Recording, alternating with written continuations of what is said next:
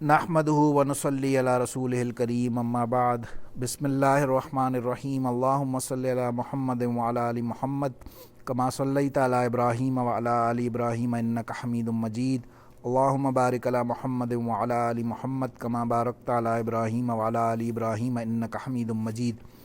یہاں سورہ آل عمران کی آیت نمبر 119 تک ہم لاسٹ سیشن میں کر چکے ہیں۔ اس میں جیوز اور جو انصار مدینہ تھے ان کے پری اسلام جو تعلقات تھے تو وہی کنٹینیو ہو رہے تھے، اس کے اوپر بات ہو رہی تھی کہ آپ ان سے مل رہے ہو تو صحیح، لیکن ان کے اوپر ٹرسٹ نہیں کر سکتے، ان کے اوپر کسی معاملے میں بھی آپ بھروسہ نہیں کر سکتے۔ اور یہ آیت اینڈ میں لاسٹ جو 120 اس رکوع کے اینڈ میں ہے وہ اس کو دیکھیں، بعد اعوذ باللہ من الشیطان الرجیم بسم اللہ الرحمن الرحیم ان تمسسکم حسنۃ تسؤہم، اگر مس کہتے ہیں چھونے کو، ٹچ کرنے کو، تو اگر تمسسکم، اگر تمہیں کوئی حسنہ، کوئی اچھائی پہنچے گی نا، کوئی اچھی بات تمہارے ساتھ کوئی ہوگی تو تسومہم، تو وہ لوگ جو ہیں اس پہ برا، انہیں برا لگے گا، جو جوز، ہاں تسوہم، سو برائی کو کہتے ہیں، سوءن برائی، گناہ کے لیے بھی ورڈ یوز ہوتا ہے، برائی کے لیے بھی یوز ہوتا ہے۔ تو اگر آپ کو کوئی اچھائی پہنچے گی تو یہ ان کو برا لگے گا۔ وَإِن تُصِبْكُمْ سَيِّئَةٌ يَفْرَحُوا بِهَا، اور اگر تمہیں کوئی پہنچے گی سیئۃ برائی تو یفرحوا بها، وہ اس پہ خوشبن ہوں گے۔ فراحت کیا بولتے ہیں اس کو، یا انہیں خوشی ہوگی، بس فرحت ملے گی انہیں اس بات پر، بہا، اس بات پر کہ تمہیں برائی پہنچی ہے۔ اب یہ سب سے امپورٹنٹ آیت ہے کیونکہ اگلی آیات کو سمجھنے کے لیے دیکھیں، وَإِن تَصْبِرُوا وَتَتَّقُوا لَا يَضُرُّكُمْ كَيْدُهُمْ شَيْئًا، اور اللہ نے آپ کو معیار بتایا، وَإِن تَصْبِرُوا وَتَتَّقُوا، اگر آپ صبر کرو اور تقوی اختیار کرو، لَا يَضُرُّكُمْ كَيْدُهُمْ شَيْئًا، تو کوئی ضرر، کوئی نقصان نہیں پہنچا سکتی۔ قید مینس سازش، ان کی سازش کسی بھی فارم میں، کسی بھی شیئن تمہیں نقصان نہیں پہنچا سکے گی اگر تم صبر کرو اور تقوی اختیار کرو۔ ان اللہ بما یعملون محیط، بے شک اللہ تعالیٰ جو کچھ بھی وہ عمل کر رہے ہیں وہ محیط، وہ اللہ کے احاطے میں ہے، اللہ کی باؤنڈری کے اندر، اللہ کی نالج میں، اللہ جانتے ہیں اس بات کو۔ یہ بات یہ فرمانے کے فوراً بعد اللہ اب آگے غزوہ، کیونکہ احد کا ذکر ہے اگلی آیات میں، اور اس کے اندر علماء نے جو تفسیر میں ملا وہ ایگزیکٹلی جو مسلمانوں سے غلطی ہوئی، خطا ہوئی، وہ یہی ہوئی، صبر اور تقوی کے اگینسٹ ایک معاملہ ہوا جو آگے آیات میں دیکھیں۔ وَإِذْ غَدَوْتَ مِنْ أَهْلِكَ تُبَوِّئُ الْمُؤْمِنِينَ مَقَاعِدَ لِلْقِتَالِ، اور یاد کریں، یہ نبی علیہ السلام سے خطاب ہو رہا ہے، اللہ فرما رہے ہیں وَإِذْ غَدَوْتَ مِنْ أَهْلِكَ، اور جب غدن ویسے صبح سویرے کو کہتے ہیں، تو غدوت من أهلِكَ مینس کہ آپ اپنے گھر سے نکل کر، تبوئ المؤمنین، بوا یبوی کہتے ہیں ٹھکانے کو کسی، تو آپ مومنین کو مقاعد للقتال، جو جنگ کی جگہ پر ان کی پوزیشنز تھے وہ سنبھالنے کے آرڈرز دے رہے تھے، انہیں اپنی جنگ کی جگہوں پر جو بھی ہے ڈائریکشنز دے رہے تھے۔ واللہ سمیع علیم، اور اللہ سمیع اور علیم ہے۔ اذ ہمت طائفتان منکم ان تفشلا، جب چاہا دو گروہوں نے منکم، تم میں سے، کہ وہ سازش کریں اور واپس اس کو کیا کہتے ہیں، انتشار پھیلائیں۔ یہ بنو سلمہ اور بنو حارثہ، یہ جب غزوہ احد کے لیے چلی، یہ غالباً علماء تفسیر میں ملا اراؤنڈ 3rd ہجری کی بات ہے غالباً اس واقعے میں، تقریباً آئی تھنک 3rd ہجری میں، آئی تھنک شوال کا مہینہ تھا، اس منتھ کے اندر یہی ہوا جب کفار کو پہلے غزوہ بدر میں پچھلے سال شکست ہوئی، ابو جہل اور بڑے بڑے عتبہ شیبہ سب مارے گئے، اب انہوں نے انتقام تو لینا تھا، تو وہ اب 3000 کا لشکر لے کے آئے واپس مدینہ پہ، انہوں نے چڑھائی کی۔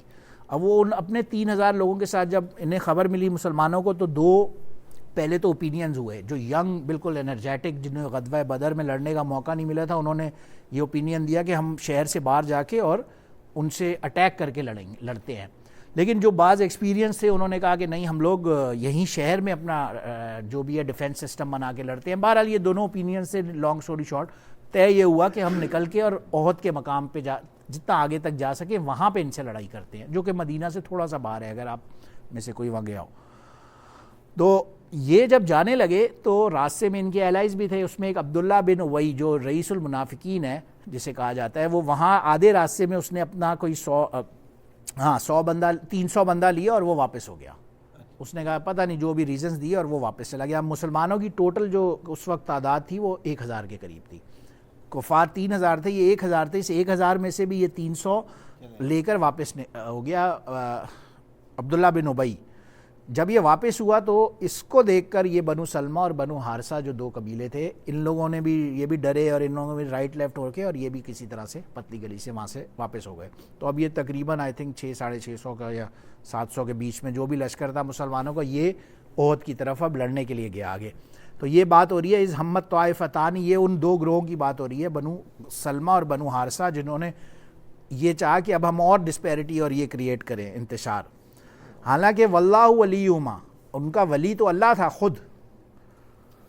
وعلی اللہ فلیتوکل المؤمنون, اور اللہ ہی پر انہیں چاہیے تھا کہ توکل کرتے مومنین اگر وہ تھے.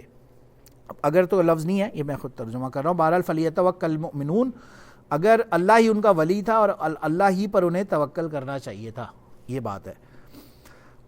وَلَقَدْ نَصَرَكُمُ اللَّهُ بِبَدْرٍ, اور موسٹ شورلی, دیکھیں لام بھی تاکید کے لیے آتا ہے اور قد بھی تحقیق کے لیے آتا ہے. لقد جب لفظ آتا ہے تو وہ ڈبل تحقیق, اس کے اندر موسٹ شورلی, یعنی کہ اس میں کوئی شک کی گنجائش ہی نہیں رہتی پھر. تو وَلَقَدْ لام قد شورلی, ہاں آپ ایسے کر سکتے ہیں, شورلی ضرور ضرور کسی طرح سے بھی ترجمہ کر لیں. میں صرف بتا رہا ہوں ایک قد ایمفسس ڈالنے کے لیے آتا ہے اور لام بھی ایمفسس ڈالنے کے لیے آتا ہے. دونوں آئے تو مین زیادہ اس کے اندر ایمفسس ہے. نصر تو نصرت سے لفظ نکلا ہے, مدد سے مطلب ہے. اور موسٹ شورلی اللہ نے تمہاری مدد کی تھی بدر میں. یہ اب بدر کا اللہ نے ریمائنڈر انہیں دیا کہ اس دن بھی تو اللہ نے تمہاری مدد کی تھی. ون تم اذلہ, جب تم بالکل ہی کمزور تھے, ہاں کم تھے, کمزور تھے یوں کہہ لیں. فاتقوا اللہ, اللہ سے ڈرو, لعلکم تشکرون, شاید کہ تم شکر گزار بن جاؤ. اس میں جو ہے وہ جنگ بدر کے بارے میں بات نہیں, جنگ احد کی بات ہو رہی ہے. اللہ بتا رہے ہیں کہ جنگ بدر میں بھی تو ہم نے تمہاری مدد کی تھی. یہ اللہ فرما رہے ہیں مسلمانوں کو. یہ جب ہوا نا, جو لوگ واپس گئے تھے ان کو ریمائنڈ نہیں, ان کو بھی ہے, ان کے لیے بھی بات ہو رہی ہے, مگر اصل میں یہ اگلی آیت کو دیکھیں گے نا, اس پہ تفسیر میں لکھا ہوا ہے. وَإِسْتَقُولُ, پہلے دیکھیں ترجمہ, وَإِسْتَقُولُ لِلْمُؤْمِنِينَ أَلَّن يَكْفِيَكُمْ أَن يُمِدَّكُمْ رَبُّكُمْ بِثَلَاثَةِ آلَافٍ مِّنَ الْمَلَائِكَةِ, جب آپ کہہ رہے تھے مومنین سے کہ کیا کافی نہیں ہے تمہارے لیے کہ تمہاری مدد کرے تمہارا رب 3000 فرشتوں سے, کیونکہ اس وقت غزوہ بدر میں 3000 فرشتے اتر کے آئے تھے. یہ اس لیے اللہ نے مثال دی کہ جب غزوہ بدر میں 3000 فرشتے اتار کے میں مدد کر سکتا ہوں تو کیا اب تمہاری مدد نہیں ہو سکتی. یہ اس کے اوپر بات ہو رہی ہے. منزلین مینز کے نازل کیے گئے, نازل ہوئے فرشتے. ثلاثت آلاف, جی ثلاثہ 3 آلاف ہزار. الف کہتے ہیں ہزار کو نا, آلاف اس کا پلورل ہے, جمع ہے. الف صرف الف لام فا ہوتا نا تو مینز ہزار. ملائکہ تو فرشتے ہیں.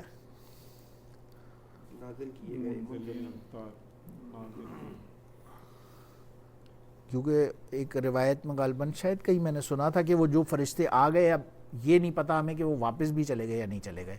وہ آج بھی ہو سکتا ہے دنیا میں موجود ہوں, میں نہیں پتا. لیکن وہ تو ہوتے ہیں ہمارے پاس تو ہیں نا دو. نہیں, وہ پرٹیکولر جو وہ 3000 فرشتے جو مسلمانوں کی مدد کے لیے, میں اس کی بات کر رہا ہوں. ویسے تو فرشتے ہوتے ہیں, وہ تو اللہ ہر جگہ ہوتے ہیں. وہ والے 3000 اسپیسیفک فرشتے تھے جو ان کی مدد کے لیے اس وقت اتارے گئے تھے. آپ آگے دیکھیں, آپ کو پتہ لگے گا. یہ اگلی اس آیت کو ختم کریں. بلکہ اب وہی میں نے پہلے جو آیت نمبر 119 میں انہوں نے بھی کیا کیا تھا, اللہ نے یہی نصیحت کیا کی تھی پیچھے, وَإِن تَصْبِرُوا وَتَتَّقُوا, صبر اور تقوی یہ 2 اختیار کرنے ہیں.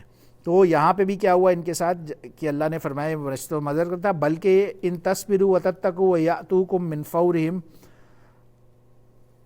اگر تم صبر کرو اور تقوی کرو اور آ جائیں ایک دم اچانک، ہاذا یمددکم ربکم بخمسۃ آلاف، وہ لوگ یعنی کہ دشمن ایک دم سے فوری سے مراد ہے کہ اچانک آ جائے، حملہ آور ہو جائے، تو یمددکم مدد کرے گا اللہ ربکم تمہارا رب بخمسۃ آلاف، اب یہ آ رہا ہے 5000 فرشتوں سے، من الملائکہ، المصومین مینز نشان زدہ، جو جن کے اوپر کوئی خاص نشانی ہوگی،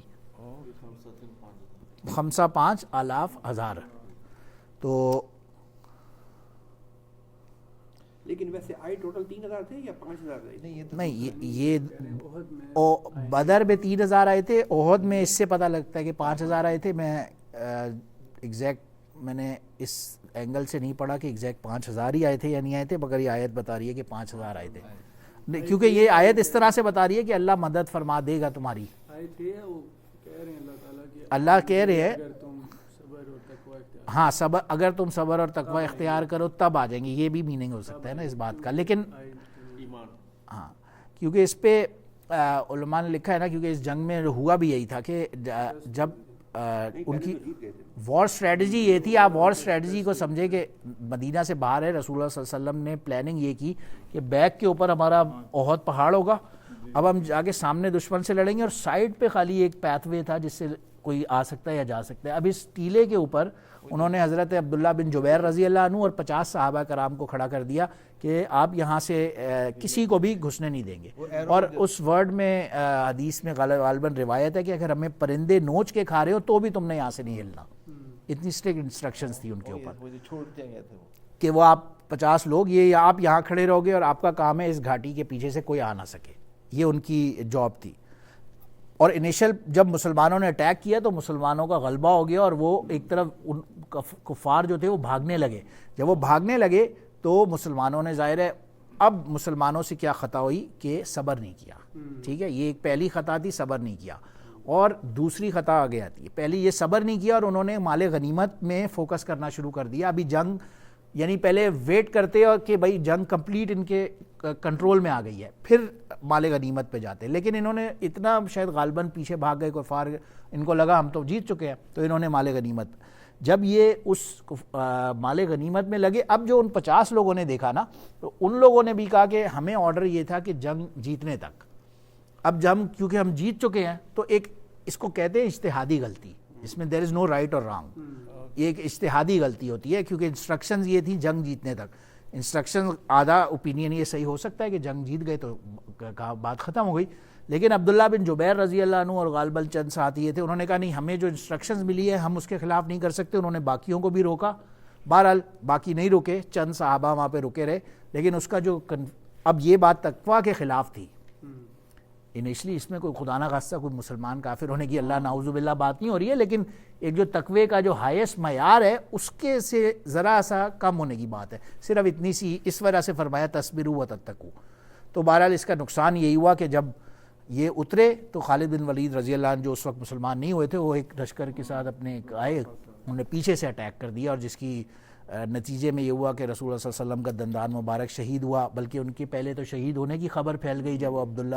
غالباً مصعب بن عمیر رضی اللہ عنہ جو ان سے ملتے جلتے تھے تو ان کی شہادت پر ایک وہ پھیل گئی افواہ، لیکن بہرحال مسلمانوں نے جب دیکھا نبی علیہ السلام حیات ہے، ایک تو وہ لمبا واقعہ ہے، ان کے منہ سے خون جاری تھا، یہ نے اس ٹیلے میں لے گئے، اچھا مزے کی بات میں نے خود نوٹس کی، آپ احد پہ جائیں پہاڑ پہ اگر آپ دیکھیں بیچ میں نا تو دو درمیانوں پہاڑوں کے بیچ میں، یہ روایت میں غالباً آتا ہے کہ اللہ نے وے بنا دیا تھا، اس وقت پہلے نہیں تھا وہ وے، غالباً وہ ایک پہاڑی تھی، لیکن جب رسول اللہ صلی اللہ علیہ وسلم کو وہاں چھپانے کے لیے صحابہ وہاں لے کے گئے تو ابھی بھی اگر آپ وہاں دیکھیں وہاں اتنا ڈیفیکلٹ ہے، صرف اس دو پہاڑوں کے بیچ میں ایک لائن ہے، اس پہ غور کریں تو ایزیلی بظاہر لگتا نہیں ہے یا کوئی بھی، اور نظر بھی نہیں آ رہا کوئی وہاں جا رہا ہے یا آ رہا ہے، تو یہ غالباً اللہ کی ایک طرف سے حکمت تھی، مدد تھی، اس کے بیچ میں ایک سپیس ہے، اور وہاں جو وہ کافی اوپر جا کے ہے، میں ظاہر اوپر نہیں گیا، لیکن آپ نیچے سے دیکھیں جو لوگ جاتے ہیں وہ بتاتے ہیں کہ اندر وہاں پہ ایسی زبردست انہیں وہ خوشبو فیل ہوتی ہے اور محسوس ہوتی ہے آج بھی،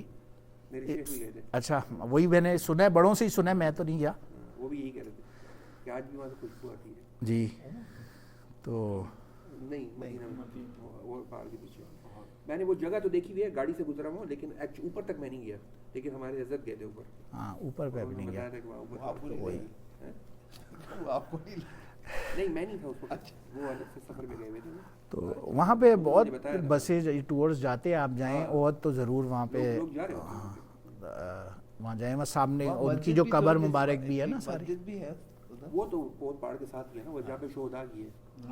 شہداء سامنے شہداء کی قبریں بھی ہیں نا اصل میں, جو حمزہ بھی کی قبر بھی وہیں پر ہی ہے نا. تو شہداء حمزہ, ابھی شہداء وہ نشان زدہ, مارکڈ, کلیئرلی مارکڈ, ایسے مارک کے یعنی کوئی ڈفرینشیٹ فوراً کر سکے کہ یہ فرشتے ہیں.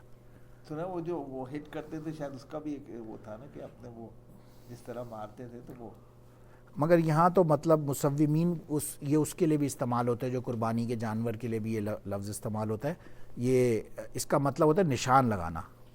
تو اس کا مطلب ہے کہ وہاں ان لوگوں کو پتا تھا کہ یہ والے جو لوگ ہیں یہ فرشتے ہیں. فرشتے ہیں جو کون لوگ؟ یعنی جو لوگ مسلمان تھے صحابہ کو یہ پتہ چل گیا تھا کہ یہ والے فرشتے ہیں. نہیں یہ لیکن اسٹیمپ جو آپ نہیں, یہ فرما رہے ہیں کہ یہ صرف اللہ یہ بتا رہے ہیں کہ اللہ نے بدر میں بھی 3000 لوگ فرشتے بھیج کے مدد کی تھی, تو اللہ دوبارہ 5000 کلیئرلی مارک فرشتے بھیج کے مدد کر سکتے ہیں. میرا کہنے کا مطلب ہے کہ بدر میں جو فرشتے آئے تھے وہ بھی مارک تھے نا, ان کے ساتھ بھی کوئی نشانی تھی. ہاں, لیکن یہ ہمارے پاس ثابت نہیں ہے کہ صحابہ کو پتہ تھا یا نہیں کہ یہ فرشتے ہیں یا نہیں ہیں.